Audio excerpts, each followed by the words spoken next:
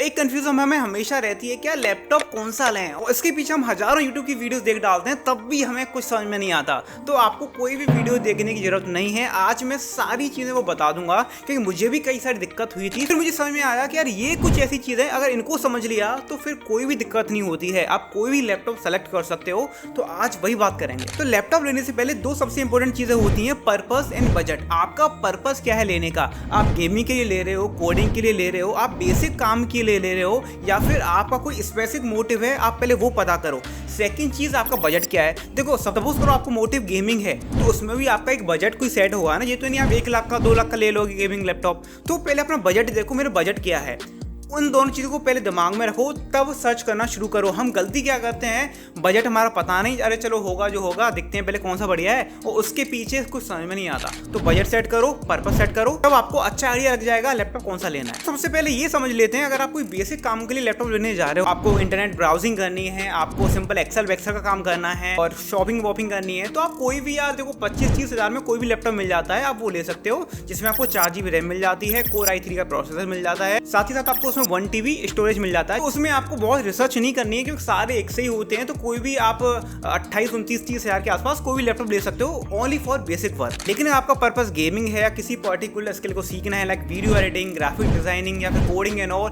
तो प्लीज यार बेसिक जो लैपटॉप होते हैं अंडर 30,000 35,000 को मत लेना, क्योंकि वहां पर थोड़ा हाई प्रोसेसर की जरूरत पड़ती है। उसके बारे में मैं बता देता हूँ। देखो आप रिलेट कर पाओगे मेरी कहानी से, है ना, तो अपनी कहानी बता देता हूँ। मैंने अपना 11th में लैपटॉप लिया था, अभी मेरा बीटेक का 4th ईयर शुरू हो गया है, तो 11th समझ सकते हो, अराउंड 5-6 साल पहले। तो मैंने 11th में लैपटॉप लिया था अपना, डेल का था, और मैंने लिया था 28,000 रुपये का। Core i3 प्रोसेसर था, 4 GB रैम थी और 1 TB उसमें स्टोरेज था, दैट इज HDD, है ना।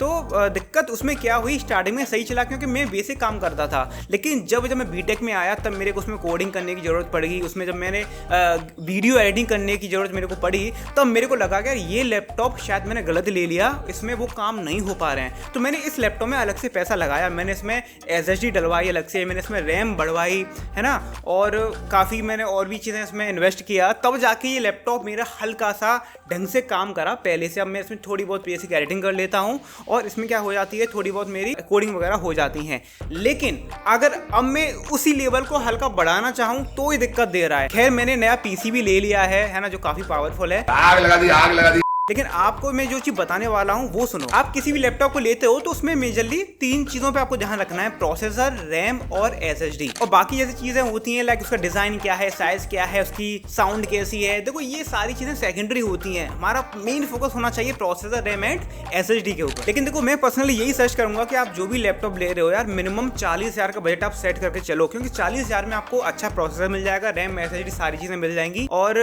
वो लंबे समय तक आपका साथ देगा। अगर आप लो पना कर लेते हो, क्योंकि आपको पता है पैसा हर जगह चला जाता है, तो ऐसी चीज़ में पैसा लगाना जो हमारे लिए करियर बनाने के लिए काम आ रही है, तो यार डेफिनेटली वहाँ वर्थ इट है। तो आप पैसा लगाओ, मिनिमम 40,000 तो बजट रखो उसका, उससे कम रखोगे तो दिक्कत आएगी, फिर कोई फायदा नहीं, आप बोलोगे यार क्या मैंने कर लिया। तो देखो हम पहले बात कर लेते हैं प्रोसेसर की। तो आप जब भी किसी प्रोसेसर को देखते हो किसी शॉपिंग वेबसाइट पर, तो आपको लगता है यार इसमें Core i3 है, जनरेशन ये है वो है, तो मैं बड़ा कन्फ्यूजन हो जाता है कौन सा बेटर प्रोसेसर है, पता कैसे करें, ये जो नाम में कन्फ्यूजन हो रही है। तो देखो किसी प्रोसेसर के नाम में मेजरली 5 चीजें होती हैं। पहला नाम होता है लाइक इंटेल कोर, है ना, तो वो इस कंपनी का एक ब्रांड नेम होता है, और उसके आगे लिखा होगा इंटेल कोर लाइक i7, तो i5, i7, i3, i9 ये क्या होती हैं, इनको हम बोलते हैं ब्रांड मॉडिफायर। यानी ये आपके लैपटॉप की परफॉर्मेंस को बहुत ज्यादा इंपैक्ट करता है। जितना बड़ा नंबर होगा उतना अच्छा परफॉर्मेंस आपके लैपटॉप की होने वाली है। अगर आपका लैपटॉप में Core i3 प्रोसेसर है तो बहुत ही बेसिक काम के लिए है, Core i5 है तो आप अच्छा कोडिंग वोडिंग कर सकते हो, अगर Core i7 है तो अच्छी बेहतरीन एडिटिंग और परफॉर्मेंस वो दे सकता है। तो जितना अच्छा उसका ब्रांड मॉडिफायर होगा उतना ही ज्यादा आपका लैपटॉप परफॉर्मेंस देगा। फिर आपको एक नंबर दिखता होगा लाइक 9700, 13700, 12800। तो स्टार्टिंग का जो नंबर होता है वो आपकी जनरेशन को इंडिकेट करता है, लाइक 9700 में 9th जनरेशन, 13700 में 13th जनरेशन। तो जनरेशन क्या होता है, एक अपडेटेड वर्जन होता है पुराने वाले का। तो इनसे इतना ज़्यादा अंतर नहीं आता, लेकिन अंतर आता है क्योंकि पहले जो भी भूल चूक होती है तो कंपनी इसको इंप्रूव करके आगे बेटर कर देती है। और इसी जनरेशन के साथ ही आपको डिजिट मिलता है 700, 800, जिसको हम SKU नंबर बोलते हैं। फिर 5वां पार्ट आता है जो काफ़ी इंपॉर्टेंट होता है, जो सफिक्स होता है। आपने देखा होगा कि आपके प्रोसेसर के एंड में 3 लेटर आपको मिल जाएंगे लैपटॉप की कैटेगरीज में जो होते हैं U, P एंड H, और ये लेटर इंडिकेट करते हैं आपके लैपटॉप के प्रोसेसर की कैपेबिलिटीज को। अगर आपके प्रोसेसर के एंड में जो लेटर है वो U लिखा हुआ है, इसका मतलब आपका लैपटॉप बेसिक काम के लिए बना हुआ है और वो बैटरी बैकअप बहुत अच्छा देगा, एक ऑप्टिमाइजेशन वहाँ का बहुत अच्छा मिलेगा और लेकिन काम बेसिक कर पाएगा। और अगर P लिखा हुआ है तो वो थिन और लाइट होगा, परफॉर्मेंस ही सही देगा, है ना। अगर वहाँ लिखा हुआ है H, इसका मतलब वो हाई एंड है और वहाँ पर आप अच्छे से एडिटिंग वेडिटिंग कर सकते हो, कोडिंग वोडिंग कर सकते हो। तो एक सीरीज मान लो, पहले U फिर P फिर H, ओके, यानी H top and then P and then U। अगर बात करें AMD Ryzen प्रोसेसर की तो वहाँ पर भी सीरीज होती है Ryzen 3, 5, 7, तो वो भी आप चेक कर सकते हो। और इसमें भी आप कंपेयर कर सकते हो, लाइक Core i3 Ryzen 3 से मान सकते हो, Core i5 Ryzen 5 से मान सकते हो,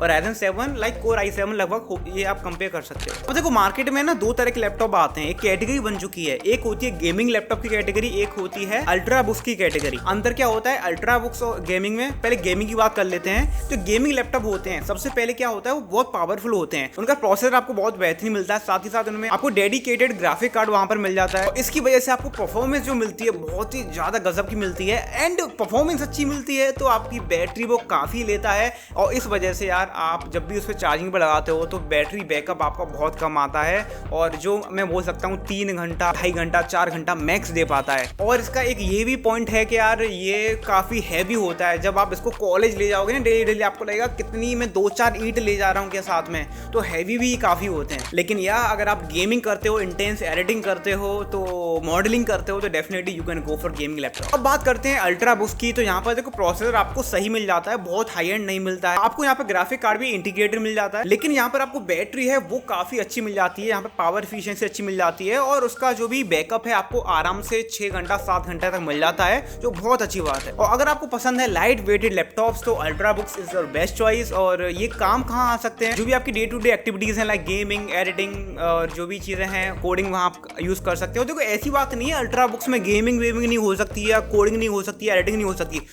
सकती है, बस अंतर है लेवल का, परफॉर्मेंस लेवल का, यानी कितनी इंटेंस चीज़ें हो रही हैं। यहाँ भी चीज़ें हो जाती हैं, लेकिन आप सोच रहे हो मैं कोई हैवी सॉफ्टवेयर चलाऊंगा, हैवी एडिटिंग करूँगा 4K में और, तो वो चीज़ें पॉसिबल नहीं हो पाती हैं और दिक्कत देती है। एंड आपको तो पता ही यार, अगर आपके पास बजट है देन यार क्यों उस वीडियो के चक्कर में पड़ रहे हो, डायरेक्टली गो फॉर मैकबुक, जो आपको हर तरीके से अच्छी परफॉर्मेंस देगा।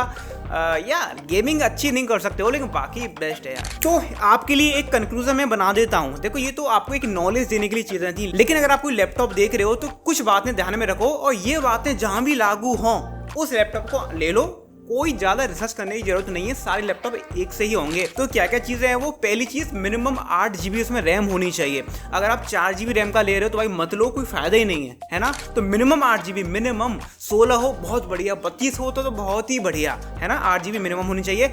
SSD उसमें जरूर होनी चाहिए, और मैं तो बोलूँगा SSD और HDD का अगर कॉम्बिनेशन हो दोनों का तो बहुत बेस्ट है, ठीक है। और प्रोसेसर आप कोशिश करो Core i5 तो मिनिमम हो, और Core i3 तो आपको लेना ही नहीं है। Core i7 ले पाओ 12 जनरेशन और 13 जनरेशन तो और भी ज़्यादा बेटर चीज़ हो पाएगी। और देखो एक चीज़ जो मुझे लगती है यार, जो बहुत काम आती है, अगर आपको कीबोर्ड बैकलाइट वाला है तो यार डेफिनेटली आपकी बहुत हेल्प होगी, क्योंकि रात में जब हम काम करते हैं तो कहीं कहीं बटन दिखते नहीं है, तो लाइट जलती है तो उससे काफ़ी अच्छा लगता है, चीज़ें दिखती भी हैं। तो वो एक एडिशनल फीचर है जो आपको जरूर देखना चाहिए। और बाकी का आप स्क्रीन साइज देख लेना यार, जितना आपको जरूरत है उतना स्क्रीन साइज लेना, क्योंकि स्क्रीन साइज बड़ा होगा तो डेफिनेटली वेट बढ़ेगा लैपटॉप का। तो गाइस ये सारी चीज़ें थी लैपटॉप के बारे में, और मैंने आपको कुछ 3-4 चीज़ें बता दी हैं। प्रोसेसर बता दिया, रैम बता दी, SSD बता दी, और इन 3-4 चीज़ों को कंसीडर करो, जो भी लैपटॉप में ले लो।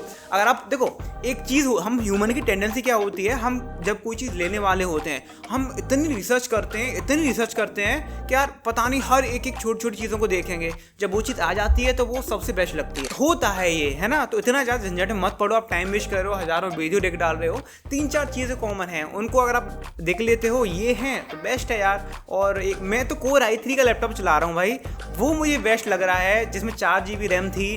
तो यार आप क्यों होते हैं झंझट में पड़ रहे हो, मैं तो एडिटिंग भी करता हूँ उस पर, ठीक है। खैर वो बात की बातें हैं, लेकिन आपको वीडियो कैसी लगी कमेंट में जरूर बताना। और अगर आपके माइंड में कोई चीज़ है कि यार ये एक ऐसा फैक्टर है, क्योंकि देखो मैं नहीं कह रहा मैंने सारी चीज़ें बता दी, हो सकता है मैं कहीं ना कहीं मिस कर रहा हूँ, क्योंकि मैंने जितनी नॉलेज ली, जितनी रिसर्च करी, उतना मैंने आपको बता दिया। अगर आपको कोई पॉइंट पता है कमेंट में जरूर बताना, आई ऑलवेज अप्रिशिएट दैट। तो तो कैसी लगी वीडियो, मिलते हैं नेक्स्ट वीडियो के अंदर। और एक चीज़ आपको बता दूं, इंस्टाग्राम कंटेंट क्रिएशन का हमारा कोर्स चल रहा है जो कि ऑनलाइन सीरीज है, पूरी हमने यूट्यूब पर डाल दी है और कुछ उसकी वीडियोस आती जा रही हैं, तो उसको जरूर देखना if you want to be a content creator. तो मिलते हैं नेक्स्ट वीडियो के अंदर, जब तक जय श्री राम।